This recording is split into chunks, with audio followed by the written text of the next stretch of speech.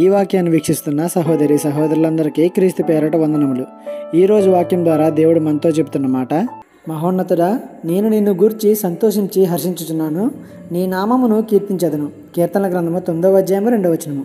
దేవుని గూర్చి సంతోషించడానికి ఏముంటుంది అసలు? ఆయన్ని ఉపయోగించుకోవడం ద్వారా కదా మనం సంతోషించేది అనుకుంటాం కదా. ఈ లోకంలో ఉన్నవి మనం వెచ్చించడం వల్ల మనకు సంతోషాన్ని కలిగజేస్తాయి. కానీ ఏమీ ఇవ్వకుండా పొందుకునే దాన్ని బట్టి ఈ లోకంలో సంతోషించడం చాలా కష్టం, అరుదు కూడా. కానీ మీలో ఎంతమంది దేవుని బట్టి దేవుని గూర్చి సంతోషించి హర్షిస్తున్నారు? ఆయన గూర్చి సంతోషించడానికి ఏముందిలే అనుకోవద్దు. ఇప్పుడు నువ్వు బ్రతిగా ఉన్నావంటే దేవుడే కారణం.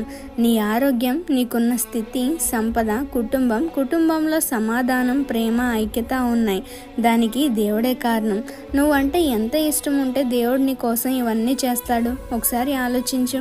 నీ జీవితంలో దేవుని గూర్చి సంతోషించడానికి కారణాలు ఉన్నాయని మర్చిపోవద్దు. ఈ చిన్న సువార్త పరిచర్యలో మీ సహోదరులు. God bless you. ఆమేన్.